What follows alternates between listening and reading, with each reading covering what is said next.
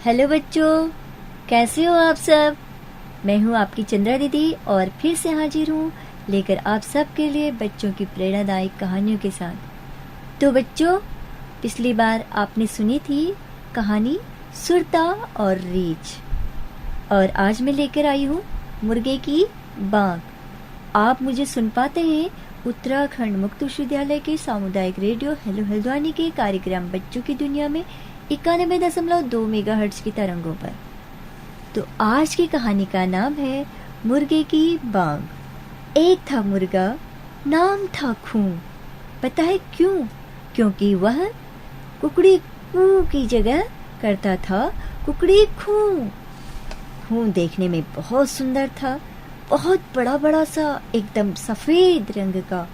उसकी सुंदर सी लाल रंग की चोंच थी, सिर के ऊपर लहराती हुई कलगी।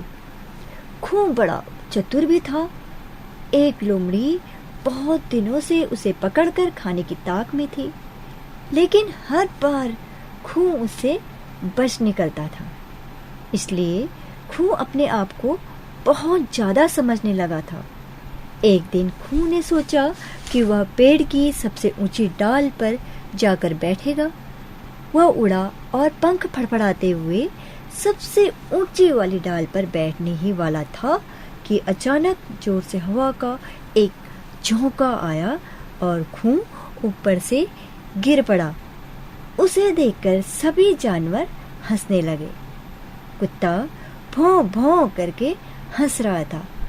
बताओ बच्चों, बकरी कैसे हंस रही होगी और घोड़ा कैसे हंस रहा होगा?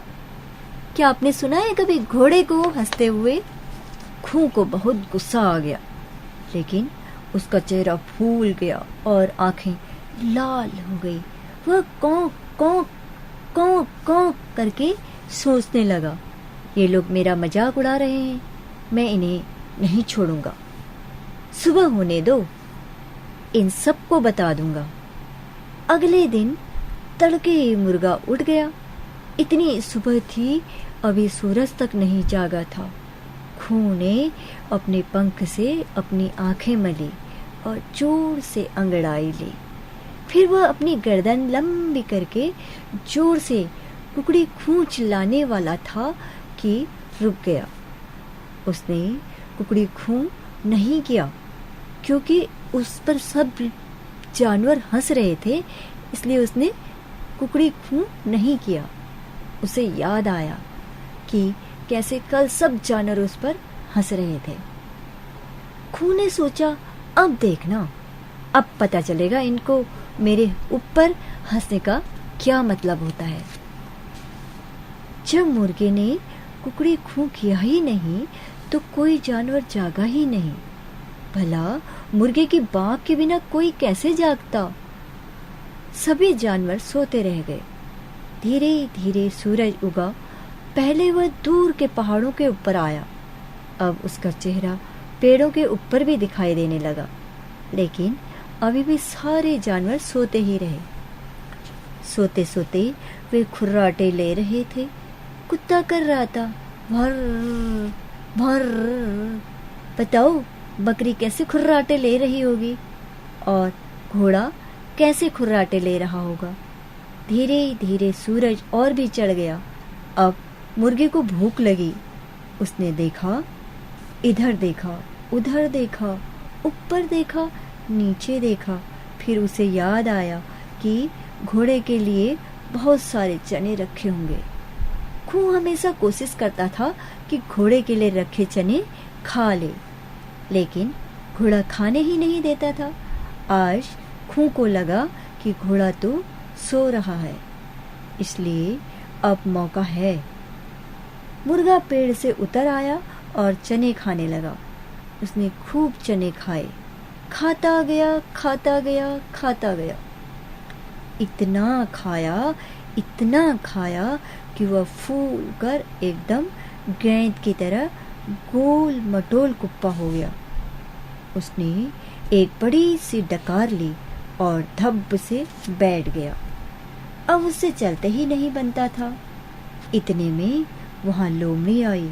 लोमड़ी ने कहा, देखा, अरे वाह, मुर्गे से तो चलते ही नहीं बनता। अब बचकर कहाँ जाएगा। मुर्गा बेचारा बुरी तरह घबरा गया। उसने डर के मारे एकदम पीछे हटने की कोशिश की, लेकिन उससे तो हिलते ही नहीं बना। अब लोमड़ी उसकी तरफ बढ़ने लगी। उसका मुंह खुला हुआ था, उसके पहने पहने दांत चमक रहे थे, लाल लाल जीभ लपलपा रही थी और मुंह से लार टपक रही थी। मैं तुमको खा जाऊंगी, लोमड़ी ने कहा। मैं तुमको खा जाऊंगी। लोमड़ी और भी पास आ गई।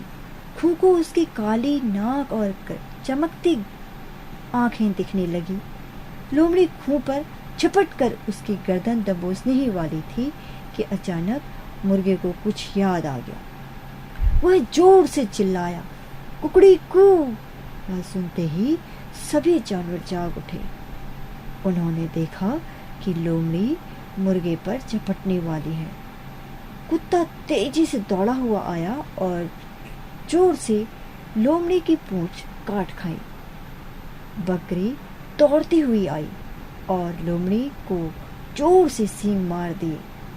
घोड़ा दौड़ता हुआ आया और लोमड़ी को इतनी जोर से दुलती मारी कि लोमड़ी गुलाटी खाती हुई हवा में उछल पड़ी। जमीन पर वापस गिरने के बाद वह वहां से जो भागी कि अभी तक नहीं दिखी।